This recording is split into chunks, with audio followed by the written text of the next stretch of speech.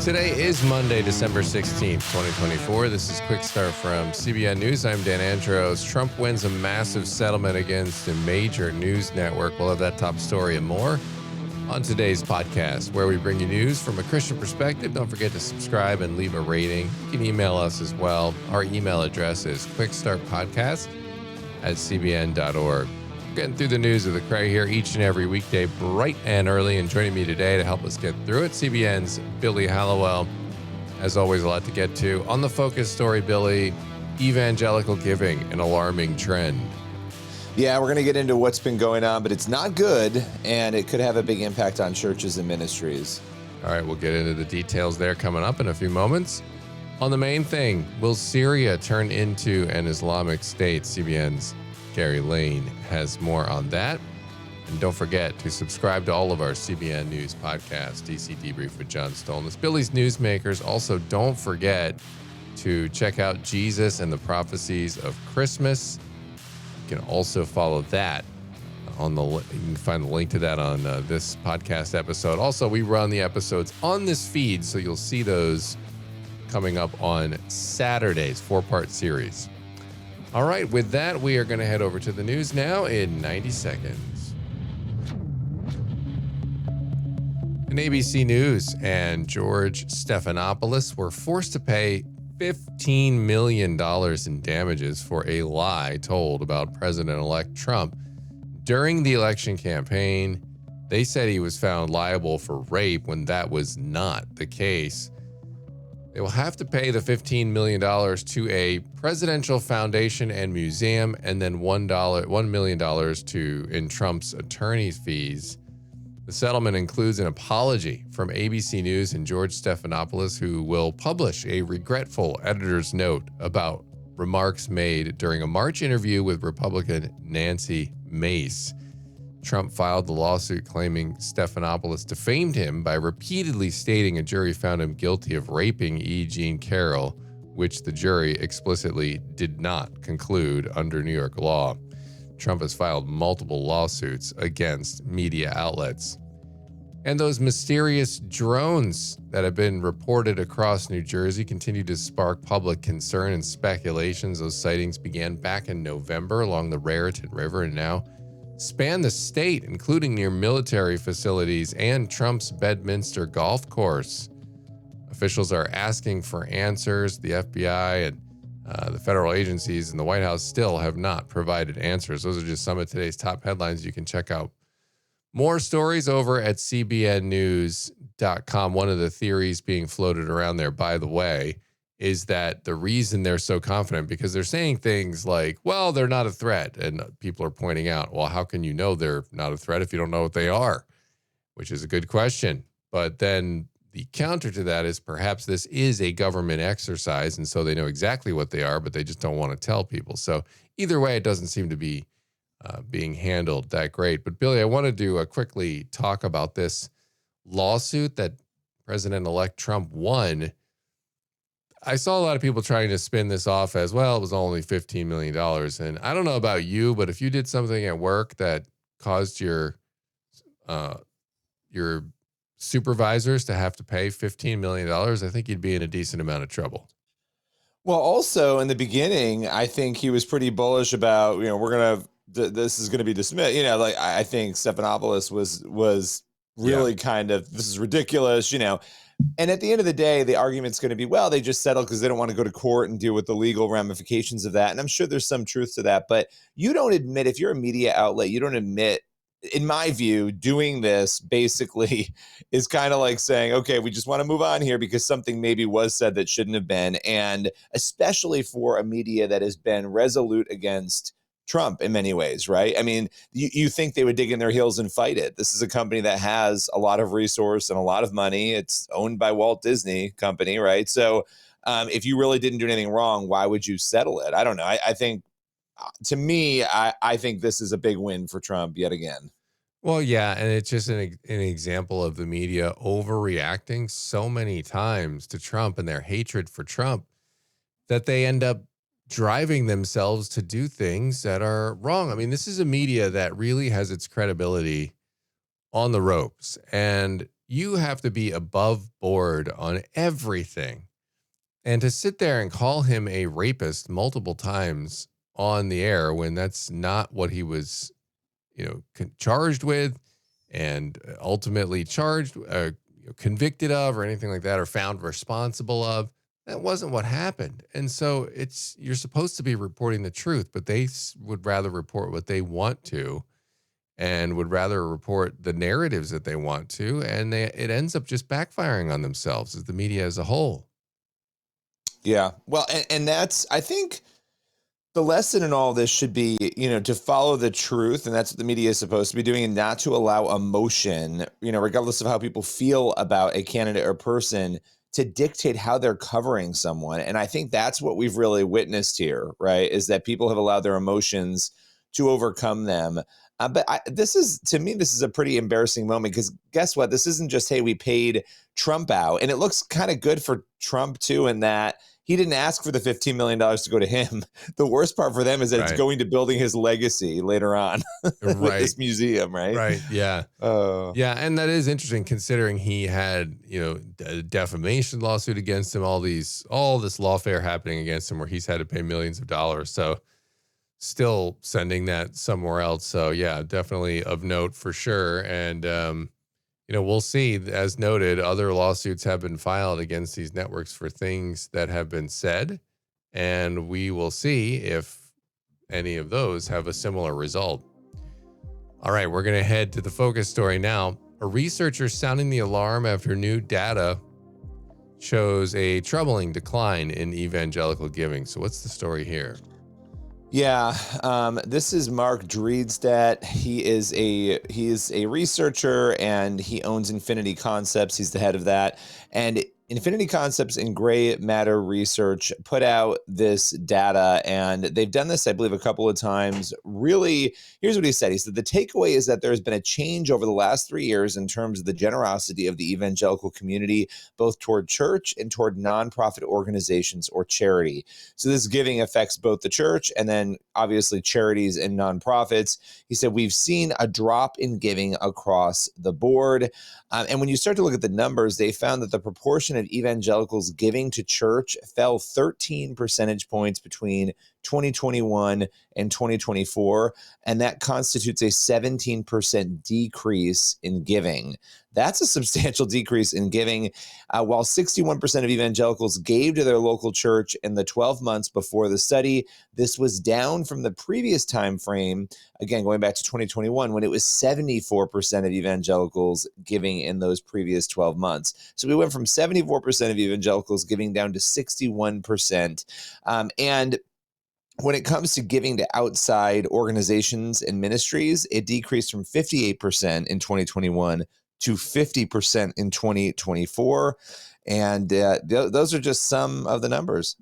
Yeah, and obviously it is on the face of it seems troubling, but why? What are the specifics here on why these trends spell trouble? Well, I mean, look, this is concerning, he said, for both churches and ministries. If you look at how a church or a nonprofit operates, they operate based on donations. He said this can become a very critical thing because in some cases the giving is down in as much as 15%. If you're already on a tight budget, now you've got a 15% loss of revenue at a church or a ministry. That very literally can mean people aren't getting coats, people aren't getting food in a homelessness ministry, they're not being housed. I mean, it can mean that a church can't do missions work, or that a church has to rein in the activities they're doing in the community to reach people. And so that, to me, I mean, we should all be sort of opening our eyes to that and saying, well, what in the world is going on? Why is this happening? And what are some of the factors driving this decline in giving that we're seeing? Yeah, so he said there's some undeniable factors. And of course, the economy, inflation from 2021 until now, you think about that was still kind of COVID when they were measuring last time. Now people have come out of that, but they've dealt with this inflation issue. He said there may be some situations where people may want to give, but they have to pay their rent, or they can't do both, right? They have to pay their mortgage. So some of that might be going on. But he said there's a deeper concern in all of this research. And he said what he referred to as the secularization of the church and of the evangelical community. He said the spiritual practices are becoming less and less significant to a greater number of people within the evangelical community, and that ultimately it's spiritual engagement that actually drives everything else. And so the interesting part of that is when you look at the research, the people who are truly spiritually engaged, those who are reading their Bible, they're in a home group or a study group, they go to church regularly, they pray regularly. He said for those folks, the giving has stayed much closer to the norm.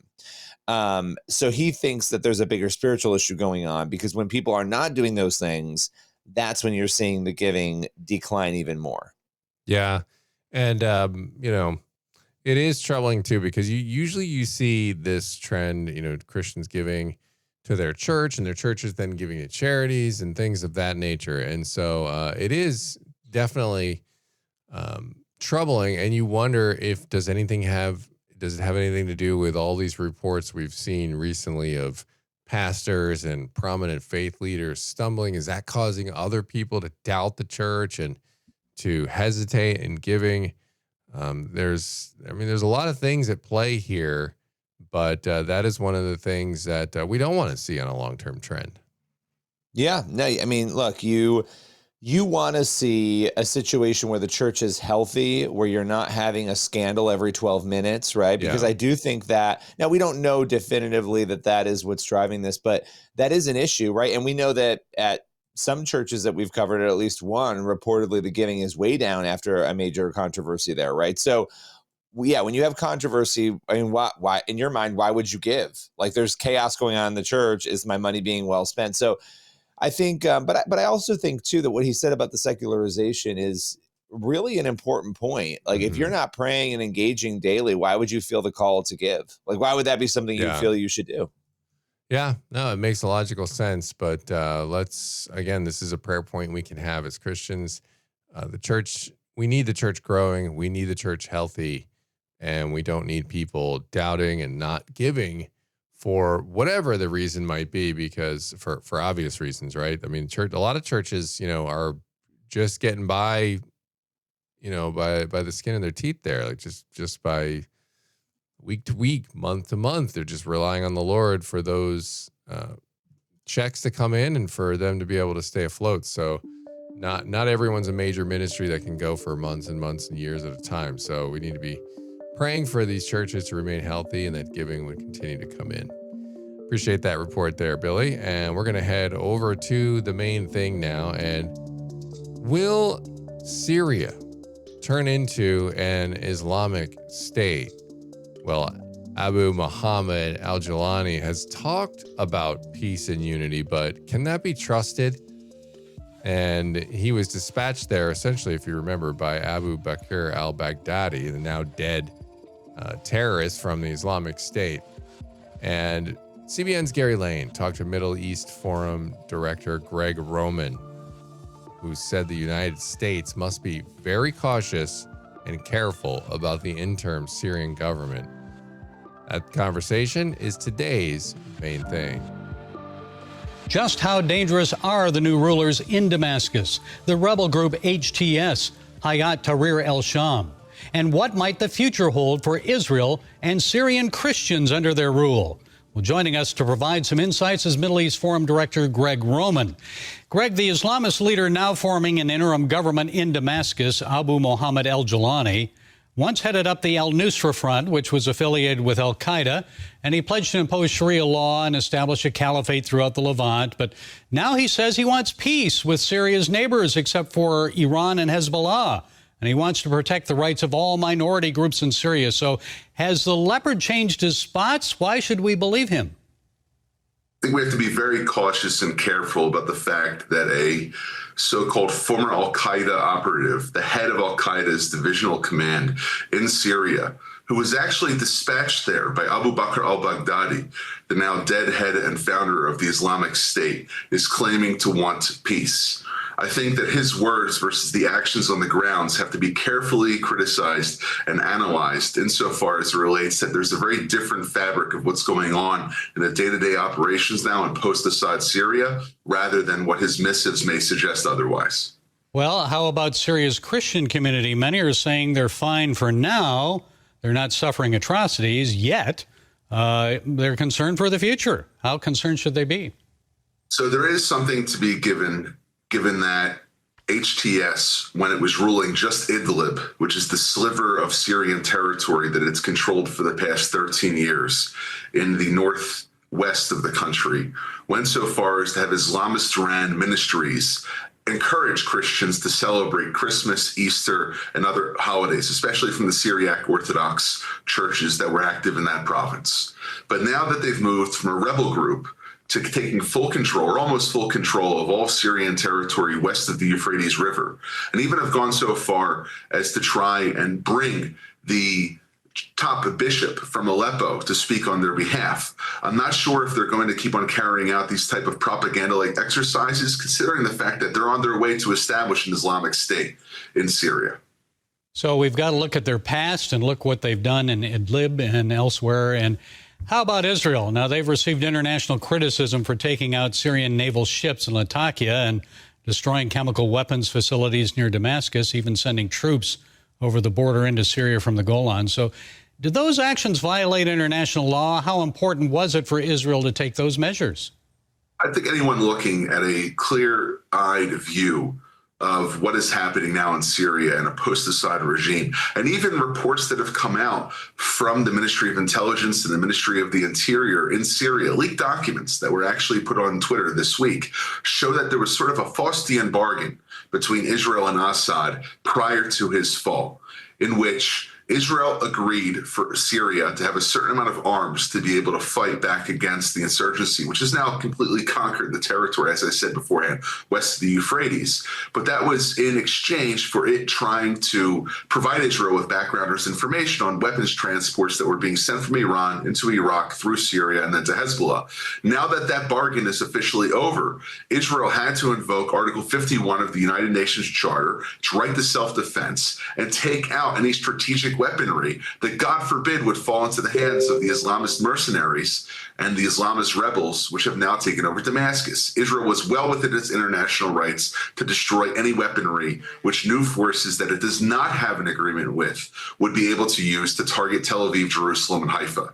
I think it was completely justified, and the international community is acting like a peanut gallery, not understanding Israel's true security needs. Yeah, I can't imagine HTS with a Navy and also with chemical weapons. Can you? No, not at all. And it's not just it's not just Israeli forces which have been on the lookout for this. There are reports of American intelligence provision to its Kurdish allies in the SDF, for members of the Druze communities in Swaya in southern Syria on the northern Golan Heights, but on the Syrian side of the Golan Heights, helping provide information on the whereabouts of this area. And even we have reports of a top Syrian chemist being assassinated in the neighborhoods of Damascus. So I think Israel is going to its full extent to not just eliminate the apparatus, which was Syria's chemical weapons program, but also all those who have the know-how and the knowledge to reactivate it under an HTS regime. Okay, now Turkey has supported HTS and another group, the SNA, which is really the Turkish surrogate army battling Kurdish forces in northeast Syria. So to what extent should the U.S. get involved to help our Kurdish allies? After all, I mean, you remember they helped Donald Trump and the United States eliminate the ISIS threat. They destroyed the Islamic Caliphate. So what should we do about it? I think it's come to recognize the U.S. policy should call for a semi-autonomous or maybe completely autonomous region of Rojava, or that of the Kurdish enclave, which is east of the Euphrates River in northeast Syria. And if the U.S. is not willing to back its Kurdish allies, what kind of message does that send to other American allies throughout the rest of the world, which have fought hand in glove with American forces on the ground in areas which have posed a threat to U.S. national security interests? As it relates to Turkey, this is the Ottomanization of Erdogan's grand vision to cast the Sunni Pale to replace the Shia Crescent, which is now dissolving as Iran is kicked out of the greater Arabic-speaking Middle East. And I think the U.S. has to be very careful in terms of dealing with the SNA, with HTS, and any other force which may come to power in Damascus. It should be U.S. policy to back its allies to the hilt. And right now, Erdogan is not acting like an American ally insofar as he's supporting, arming, and giving logistics and intelligence to a force which is trying to wipe out the Kurdish presence in Syria. I know you'll be keeping an eye on this for further developments, Greg, and thank you for your time. Middle East Forum Director Greg Roman, thanks for being with us. Thank you, Gary. All right, Gary, appreciate that conversation there. Definitely a concerning situation in Syria. A lot of unease as we just don't know what direction this is going to go, though people have their thoughts on how that's going to shake out, but certainly prayers for that over there. All right, that's going to leave us with time on this Monday edition of the Quick Start Podcast for one last thing. We got 2 Corinthians 9:7. Each of you should give what you have decided in your heart to give, not reluctantly or under compulsion, for God loves a cheerful giver. There we go, trying to convict everybody after today's story about giving. Yeah, well, I mean, look, it's one of those things where we have to trust God, right? It's so easy to say, well, I need this because of this and I need that. But, we just need to give and do it with cheer and joy, knowing that all of it comes from the Lord and He will take care of the rest. All right. That's where we're going to leave it. As always, get on over to cbnnews.com and faithwire.com for more news from a Christian perspective. Lord willing, that creek don't rise on us. We'll be back here tomorrow with more. God bless. See you then.